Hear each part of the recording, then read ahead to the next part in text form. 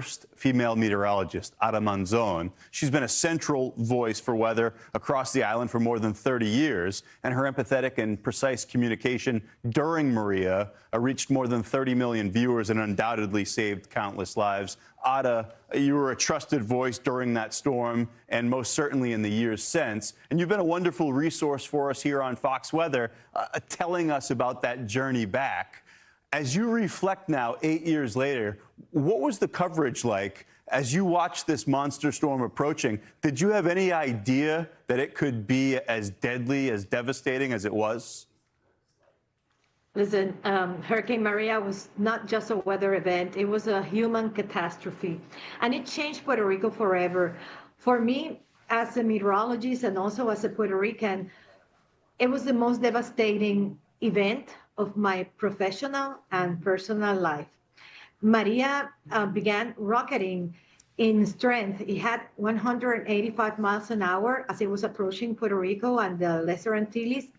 And as the data was coming from the National Hurricane Center, you know, the pressure was falling. The winds were jumping in a matter of hours, not in days. So the forecast was that Maria was locked to hit Puerto Rico, and I knew that we were going to take a historic island-wide hit. The IWOL went through a replacement cycle just before making landfall in Yabucoa as a 155 miles per hour, Category 5, high-end Cat 5, Category 5, I would say. But as you know, over 60% of Puerto Rico has mountainous terrain. So we had Category 5 winds in the highest peaks. Ada, I think a lot of the story in the aftermath, years of aftermath, has been the damage to the electrical grid there, widely known, and it still isn't back to 100%. What has that been like, watching this fight to get back to what Puerto Rico was before Maria?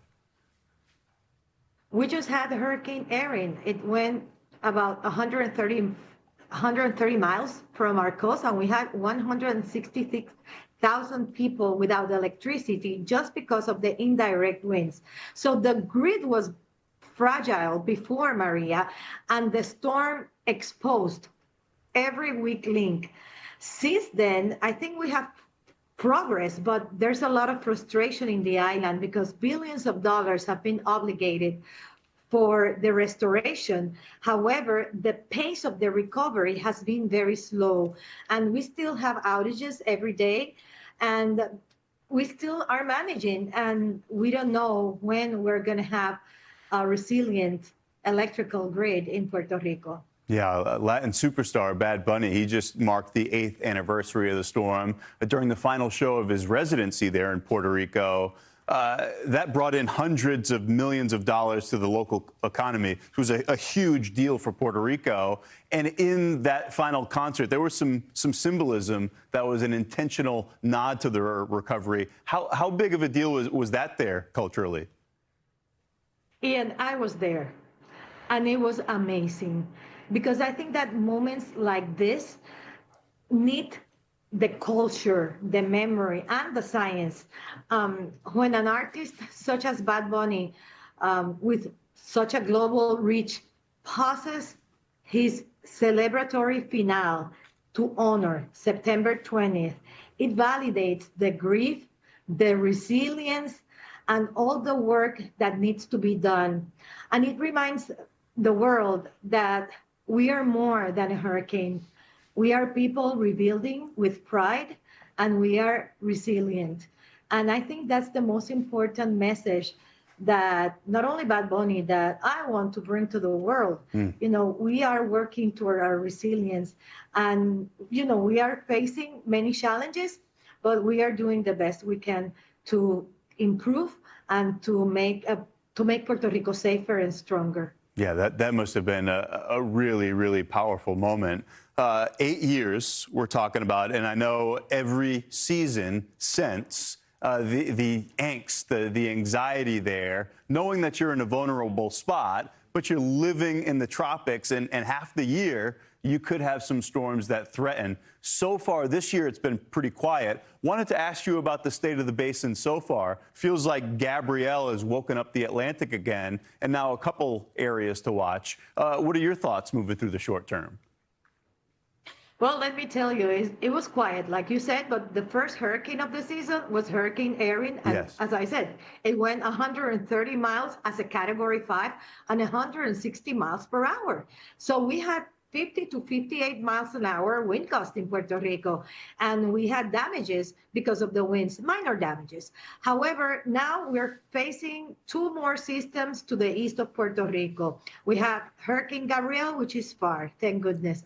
But now we're looking into that tropical wave, which is about near 50 degrees longitude. So we just saw, as you mentioned, in the tropical weather update for 2 p.m., that it has increased to 50% on the 3 to 7 day period. However, for Puerto Rico, what we expect, very heavy rain and gust. We don't expect the system to go through, as a depression or a tropical storm. We expect that to happen after it moves from Puerto Rico near the Bahamas. However, we've had a lot of rain.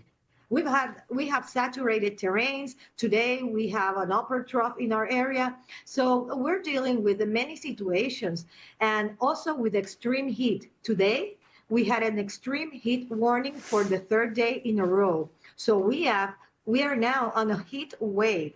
So there's so many things that are happening, compounding hazards. We have heat, we have river flooding, we have landslides.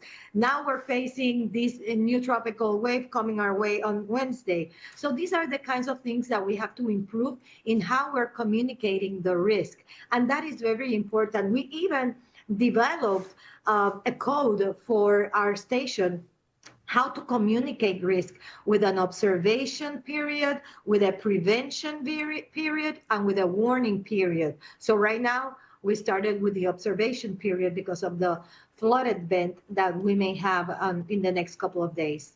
Yeah, even now, Ada, I really don't think that there's an awareness. I mean, you talked about Erin, fringe impacts having such massive impacts across the island. It really speaks to the even now the vulnerability of what's going on there. But we really appreciate the update. You've been such an inspiration and an important voice. That's Ada Monzón, Chief Meteorologist at WAPA.